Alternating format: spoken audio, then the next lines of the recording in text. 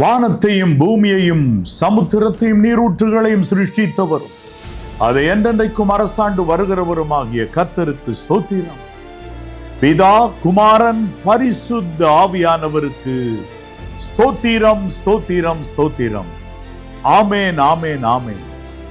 ஆம், என் அன்பு சகோதர சகோதரிகளே, உங்கள் யாவரையும் இந்த நிகழ்ச்சியின் மூலமாய் சந்திப்பதில் நான் மிக்க மகிழ்ச்சி அடைகிறேன். ஆம், உங்கள் யாவருக்கும் நல் மீட்பர் நாமத்தினாலே கிருபையும் சமாதானமும் உண்டாவதாக என்று அன்போடு வாழ்த்துகிறேன். என் அன்பு தேவனுடைய பிள்ளைகளே, இந்த நாளிலும் நாம் தியானிக்க போகிற ஒரு வசனம் உங்களுடைய வாழ்க்கைக்கு ஒரு புது பலனாக அமையும் என்பதில் சந்தேகமே இல்லை. 2 சாமுவேல் 3ஆம் அதிகாரம் 1ஆம் வசனம்.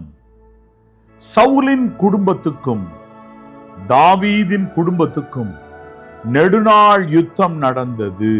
தாவீது வர வர பலத்தான், சவுலின் குடும்பத்தாரோ வர வர பலவீனப்பட்டு போனார்கள். என் அன்பு தேவனுடைய பிள்ளைகளே, 2 குடும்பத்தார், ஆனால் திருமண சம்பந்தத்தின்படியாக பார்த்தால் ஒரே குடும்பம்தான். சவுலுடைய மருமகன் தானே தாவீது, தன் மகளை அல்லவா அவர் கொடுத்திருக்கிறார் என்கிற ஒரு நிலை. என்றாலும் என் அன்பு தேவனுடைய பிள்ளைகளே, அப்படிப்பட்ட தன்னுடைய மகளையும் பின் நாட்களில் அவரோடு இருக்க ஒட்டாமல் நிறுத்தி இப்படியெல்லாம் செய்து விட்டிருந்த அந்த நேரத்திலே 2 குடும்பம் போல இருக்கிறது. ஒன்று சவுலின் குடும்பம், இன்னொன்று தாவீதின் குடும்பம். ஒன்று பரிசுத்த ஆவியானவருடைய அபிஷேகத்தை, ராஜரீகத்தை பெற்று பரிசுத்த ஆவியானவருடைய அபிஷேகத்தை மட்டும் இழந்த நிலைமையில் இருக்கிற சவுல் மற்றும் அவருடைய குடும்பத்தார். இன்னொன்று தாவீது, பரிசுத்த ஆவியானவர் அவர் மேல் வந்து தங்கியிருந்தார். தேவ ஆவியானவர் எப்போதும் உறுதியாய் தன்னோடு இருக்க பெற்றுக்கொண்டதான தாவீதின் குடும்பத்தார். இந்த 2 குடும்பத்தாருக்கும் நெடுநாள் யுத்தம் நடந்தது. என் அன்பு தேவனுடைய பிள்ளைகளே, இந்த யுத்தம் போல உங்கள் வாழ்க்கையிலும் கூட ஒரு யுத்தம் நடந்து கொண்டே இருக்கலாம். அது என்ன? உங்களுக்கு முன்னே நன்றாக ஓட்டத்தை ஓடின, பரிசுத்த ஆவியானவரை பெற்று பலத்த கிரியைகளை தங்கள் வாழ்க்கையில் உடையவர்களாய் இருந்தும் ஒரு நாள் பரிசுத்த ஆவியானவருடைய ஒத்தாசையை இழந்து போன ஒரு சில கிறிஸ்தவர்கள், அல்லாவிட்டால் ஊழியர்கள், இப்படிப்பட்டவர்கள் உங்களுக்கு எதிராக ஒரு யுத்தத்தை பண்ணிக்கொண்டே இருக்கலாம். நீங்களோ தாவீதை போல தேவனுக்கு பயந்து பரிசுத்த ஆவியை பெற்றவர்களாக, பரிசுத்த ஆவியினால் நிரம்பினவர்களாக, பரிசுத்த ஆவியானவரை துக்கப்படுத்த கூடாது என்று உங்களே தாழ்த்தி ஓடுகிற தாவீதின் குடும்பத்தாரை போல நீங்கள் இருக்கலாம். உங்களுக்கும் ஏற்கனவே பரிசுத்த ஆவியை பெற்று இழந்து போனதான அந்த ஊழியர்கள் அல்லது விசுவாசிகள், அல்லாவிட்டால் உங்களுக்கு அறிமுகமான அவர்களுக்கும் நடுவே அறிந்தும் அறியாமல் பனி போராகவோ அல்லாவிட்டால் மெய்யான ஒரு யுத்தம் நடந்து கொண்டே இருக்கலாமா இருக்கலாம். ஆனால் ஒன்று நீங்க புரிஞ்சுக்கிடுங்க, இந்த யுத்தங்கள் டக்குன்னு ஒரே நாள்ல நிக்கல. தாவீது பலப்படும் மட்டும் இது நடந்து கொண்டே இருந்தது. அப்படின்னா என்ன அர்த்தம்? இந்த யுத்தத்திலே தாவீது பல காரியங்களை கற்றுக்கொண்டார். அதே நேரத்தில் சைமல்டேனியஸாக, அதே நேரத்திலாக அவர் வர வர பலக்கவும் செய்தார். குத்துச்சண்டை வீரர்கள் என்ன பண்ணுவார்கள்?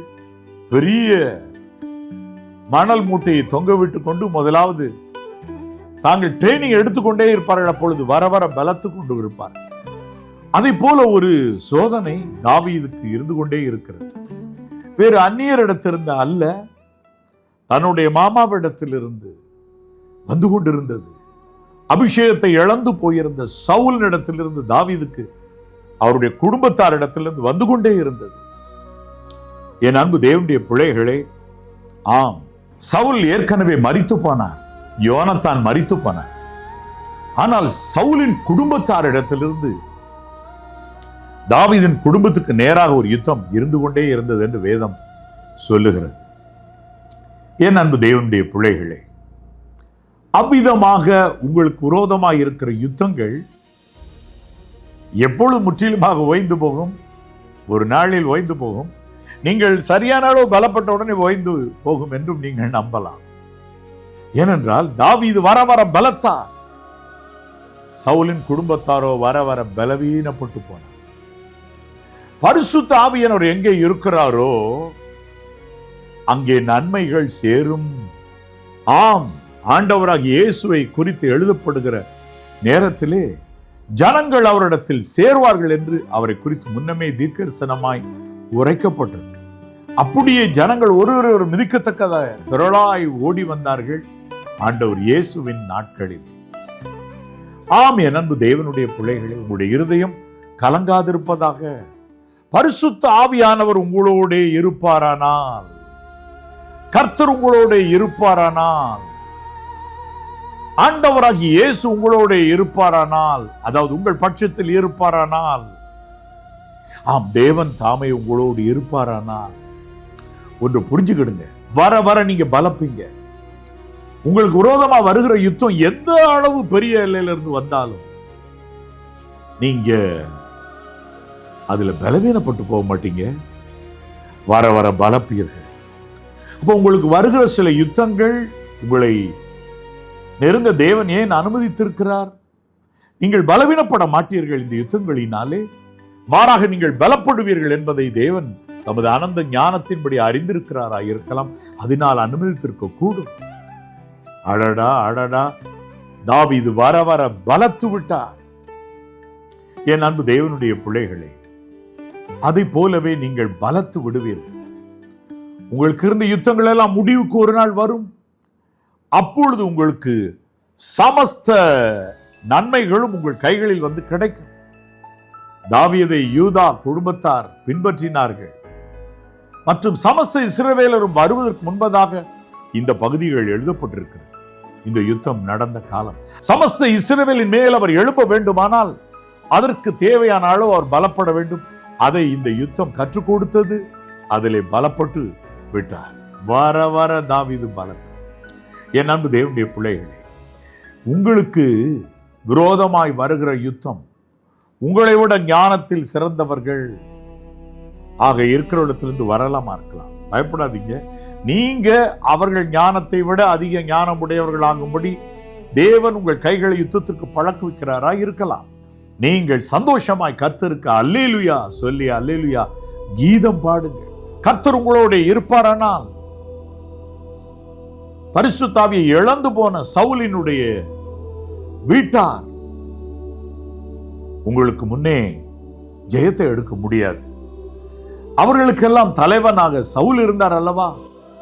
சவுல் அபிஷேகத்தை இழந்த தாவீதினால் வரப்படப்பட்ட ஒரு பொல்லாத ஆவியை உடைய ஒரு நபராக இருந்தபடியினால் ஒன்றை நீங்கள் புரிந்து கொள்ளுங்கள். அவர்கள் எல்லைகள், அவருடைய குடும்பத்தின் எல்லைகளில் இருந்து பின் நாட்களிலும் சவுல் மரித்த பிறகும் ஒரு யுத்தம் வந்து கொண்டே இருக்கிறது.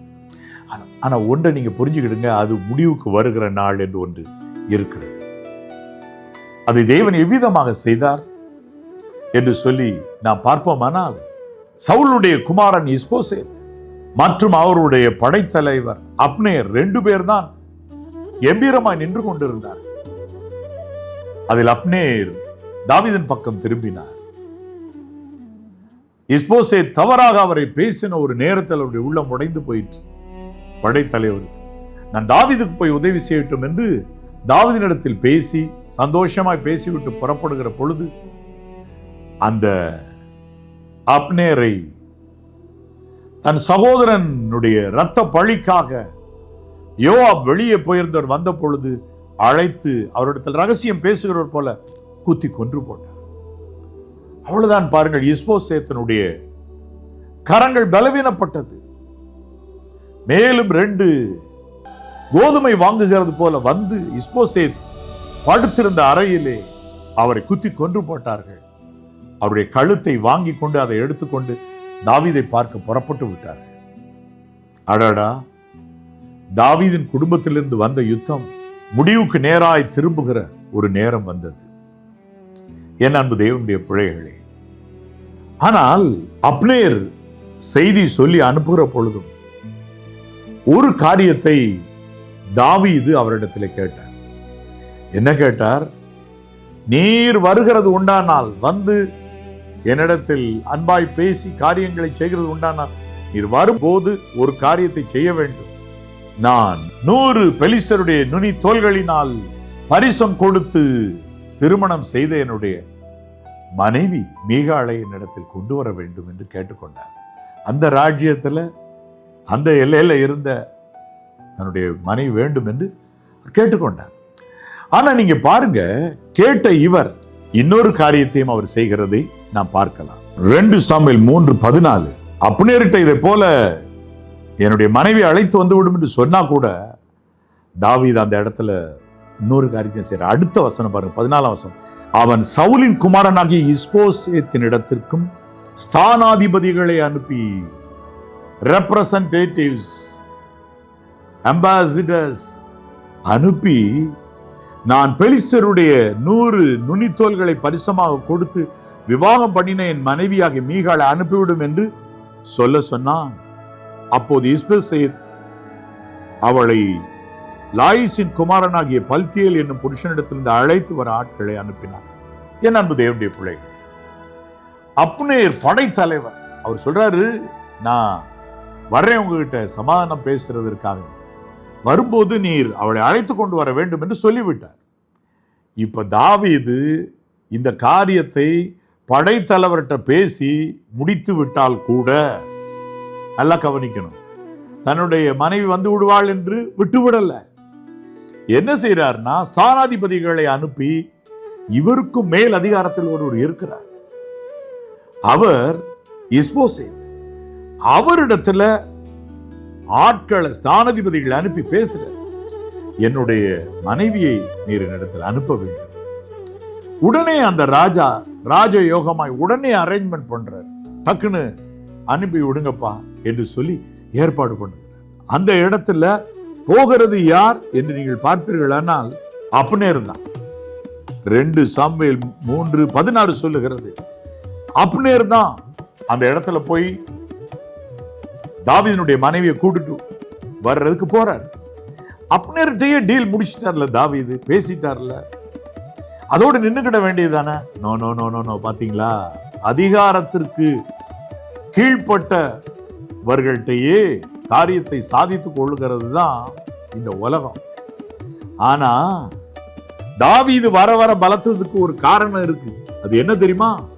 அதிகாரத்தில் தேவன் வைத்திருக்கிறார் என்று இஸ்போசேத்துக்கு சரியான கனத்தை கொடுத்து ஸ்தானாதிபதிகளை அனுப்பி அவர்கிட்டையும் சொல்லி அப்னேர்கிட்ட அந்த மெசேஜ் போகிறது. அழகாக தாவீதினுடைய மனைவி அனுப்பப்படுகிறார். அப்படியான சற்று யோசித்து பாருங்கள், அப்னேர் கண்டிப்பா அவரை கொண்டு வந்து விடுவார்.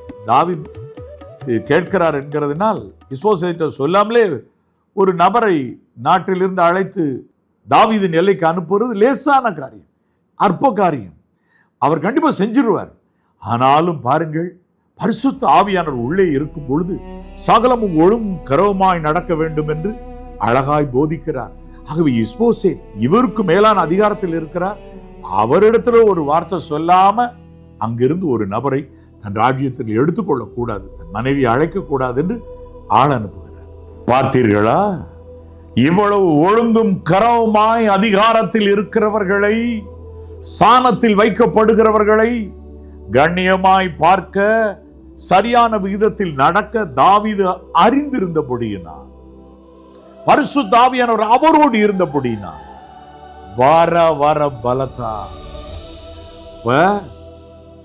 பரிசுத்த ஆவியானவரால நிரப்பப்பட்டுட்டா ஷார்ட்கட்ல போய் எல்லாத்தையும் அடையலாம் நினைக்க கூடாது. இவர் அப்னேர்ட்ட டீல் பேசின உடனே அப்னேரே அதை செய்து முடித்து விடுவார்.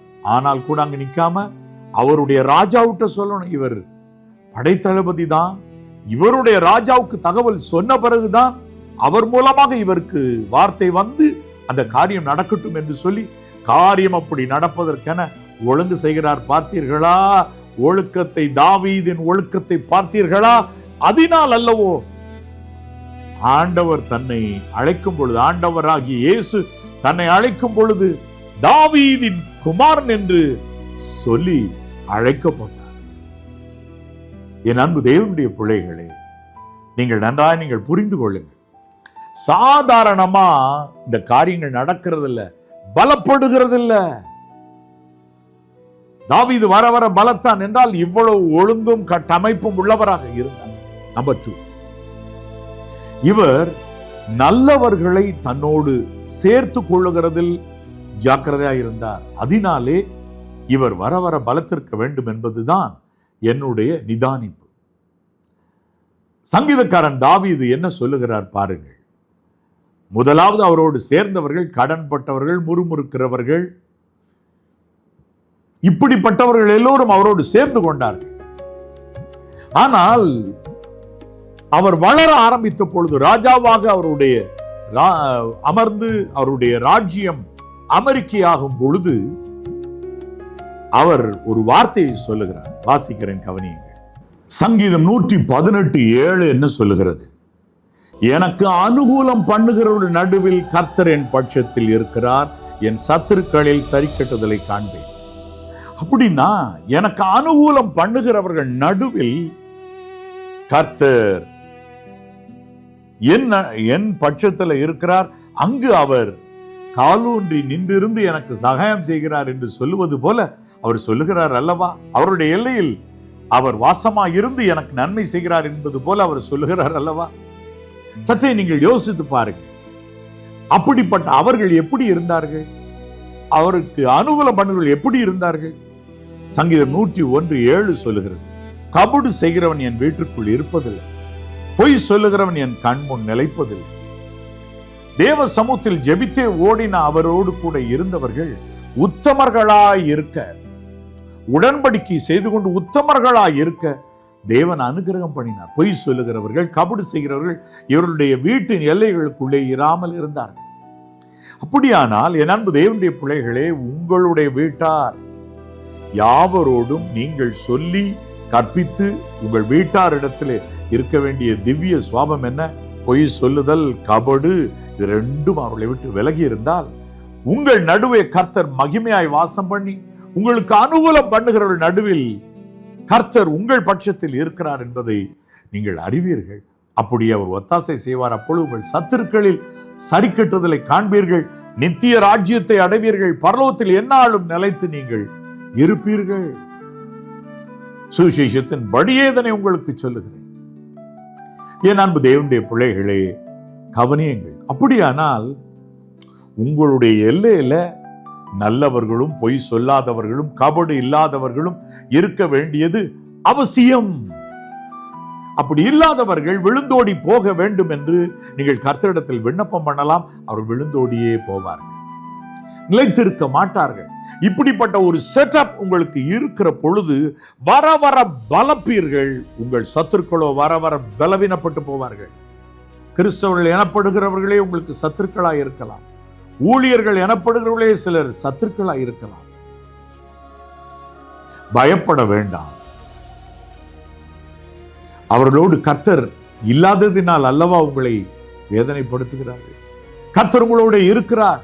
பரிசுத்த ஆவியானவர் உங்களிடத்தில் நிலை கொண்டிருக்கிறார் என்பதை அவர்கள் காணும் போது எரிச்சலாகி பற்களை கடித்து ஈட்டி எய்கிறது போல வீணான வார்த்தைகளை உங்களுக்கு விரோதமாக எய்து கொண்டிருக்கிறார்களா? பயம் வேண்டாம், கவலைப்பட வேண்டாம். நம்ம கூட இருக்கிறவர்கள் நல்ல ஒரு செட்டை கர்த்தர் நமக்கு தர வேண்டும். 2 தீமோத்தேயு 2:22 இவ்வாறு சொல்லுகிறது பாருங்கள். அன்றியும் பாலியத்துக்குரிய இச்சைகளுக்கு நீ விலகி ஓடி சுத்த இருதயத்தோட கர்த்தரை தொழுது கொள்ளுகிறவர்களுடனே நீதியையும் விசுவாசத்தையும் அன்பையும் சமாதானத்தையும் அடையும்படி நாடு. சுத்த இருதயத்தோடு கூட கர்த்தரை தொழுதுகிறவர்களோடு கூட இருந்து இந்த 4 நல்ல குணாதிசயங்களை நீ அடைஞ்சுக்கப்பா அப்படின்னு சொல்றாரு. அப்படியானா நீங்க கர்த்தரை தொழுது கொள்ளுகிற அந்த ஒரு எல்லையில எப்படிப்பட்டவங்க வேணும்? சுத்த இருதயத்தார் வேண்டும். நீங்க ஒருவேளை சொல்லலாம், நான் வீட்டில இருந்தே கர்த்தரை ஆராதிக்கலாம் அல்லவா? இல்லை இல்லை. ஆசீர்வாதம் டிவி நேயர்களே, நீங்கள் கர்த்தரை தொழுது கொள்ள, அவரை தேட சென்னை ஆசீர்வாத திருச்சபை கர்த்தர் நமக்கு தந்திருக்கிறார். உங்களைப் போலவே தங்கள் இருதயத்தில் சுத்தத்தை உடையவர்களாய் பரிசுத்தத்தை தேடுகிறவர்களாக இருக்கிற ஒரு செட் ஆஃப் பீப்புள் வந்து தேவனை அங்கு ஆராதிக்கிறார். நீங்கள் அவர்களுடனே சேர்ந்து கர்த்தரை தொழுது கொண்டு 4 காரியங்கள், நீதியையும் விசுவாசத்தையும் அன்பையும் சமாதானத்தையும் அடைந்திடுங்கள், அடைந்திட நாடுங்கள். கர்த்தர் அப்பொழுது உங்களை ஆசீர்வதிப்பார். அப்ப நான் ஒரு காரியத்தை சொல்லுகிறேன், சுத்த இருதயத்தோடே கர்த்தரை தொழுகிறவர்களுடனே ஒரு ஐக்கியம். நீங்க தனித்திருந்து பலப்படலாம் என்று அல்ல, சுத்த இருதயத்தோடு தொழுகிறவர்களுடனே கூட ஒரு ஐக்கியம். அதாவது அப்படிப்பட்ட ஒரு திருச்சபையில் ஐக்கியம் தேவை. சென்னை ஆசீர்வாத திருச்சபைக்கு இதோ ஆசீர்வாதம் டிவி நேயர்களாக நீங்கள் வரலாம். 3 ஆராதனைகள் ஞாயிற்றுக்கிழமை நடத்துகிறோம். காலையில் 5 மணி முதல் 6, பின்பதாக 7 மணி முதல் 9, பின்பதாக 10 மணி முதல் 12 ஆகிய 3 ஆராதனைகள் நடத்தப்படுகிறது. உங்களுக்கு எந்த ஆராதனையில் கலந்து கொள்ள வசதியோ நீங்கள் கலந்து கொள்ளலாம், தொழுது கொள்ளுங்கள். அப்பொழுது வர வர பலத்து போவீர்கள். தாவீது வர வர பலத்தான். சவுலுடைய குடும்பம் வர வர பலவீனப்பட்டு போனது. பரிசுத்த ஆவியானவரை இழந்து போனவர்களும் அப்படிப்பட்டவர்களை சார்ந்த குடும்பங்களும் உங்களுக்கு விரோதமாக பண்ணுகிற யுத்தம் நிற்கும். காரணம் இல்லாமல் ஊழியர்களை உங்களுக்கு கொடுத்த சாபங்கள் அது உங்களிடத்தில் தங்காது. காரணம் இல்லாமல் இட்ட சாபம் தங்காது, விலகி ஓடிப்போம். நீங்கள் வர வர பலப்படுவீர்கள். பரிசுத்த ஆவியை பெற்று உத்தமமாய் வாழுகிறவர்களும் உத்தமமாய் இருக்கிறவர்களோடு கூட சேர்ந்து கர்த்தரை தொழுது கொள்கிறவர்களுமாகிய நீங்கள் வர வர பலப்படுவீர்கள். கர்த்தர் உங்களோடு இருந்து உங்களை ஆசீர்வதிப்பார். ஒரு சிறு ஜெபம் செய்யட்டுமா? என் அன்புள்ள பரிசுத்த பரலோக பிதாவே, நான் மீட்பர் நாமத்தில் உம்மை நோக்கி ஜெபிக்கிறேன். கர்த்தாவே, இதோ என்னோடு கூட சேர்ந்து ஜெபிக்கிற அத்தனை தேவனுடைய பிள்ளைகளையும் இந்த நாளை நீர் கண்ணோக்கி பாரும். உம்முடைய பிள்ளைகளுடைய எல்லைகள் யாவற்றையும் கர்த்தாவே நீர் உச்சிதமானவைகளாய் மாற்றி வர வர இவர்கள் பலப்படும்படிக்கு பரிசுத்த ஆவியானவரை நிறைவாய் அருளி செய்யும். பரிசுத்த ஆவியானவர் ஆலோசனைகளை தந்து நடத்தட்டும். வர வர தாவீது பலத்தது போல இந்த அன்பு தேவனுடைய பிள்ளைகள் பலக்கட்டும் என்று சொல்லி ஜெபிக்கிறேன். நாள் மீட்பர் நாமத்தினால ஜெபிக்கிறேன். ஆண்டவரே, இவர்களை எதிர்த்து நிற்கிறவர்களும் முன்பு ஒரு நாள் பரிசுத்தாவியை பெற்றிருந்து இழந்து போனவர்களுமாகிய ஒரு கூட்டம், அவர்கள் நல்ல ஒரு மகிமையான எல்லையில் இருந்தாலும் அவர்களால் வருகிற தொந்தரவு உடைய பிள்ளைகளை விட்டு ஓயட்டும். எல்லாவற்றிற்கும் முடிவு உண்டு. மெய்யாகவே நிச்சயமாகவே முடிவு உண்டு. நீர் அப்படிப்பட்ட பிரச்சனைகளில் உடைய பிள்ளைகளை கை தூக்கி எடுத்து வர வர பலப்பட்டு போகும்படி செய்வீராக. இந்த ஜெபத்தை நான் மீட்பர் நாமத்தினால் நன்றி சொல்லி மனத்தாழ்மையோடு ஏறெடுக்கிறேன் பிதாவே. ஆமென், ஆமென். ஆம். என் அன்பு சகோதர சகோதரிகளே, கர்த்தருடைய கிருபை உங்கள் ஒவ்வொருவரோடு கூட இருப்பதாக. God bless you. God bless you.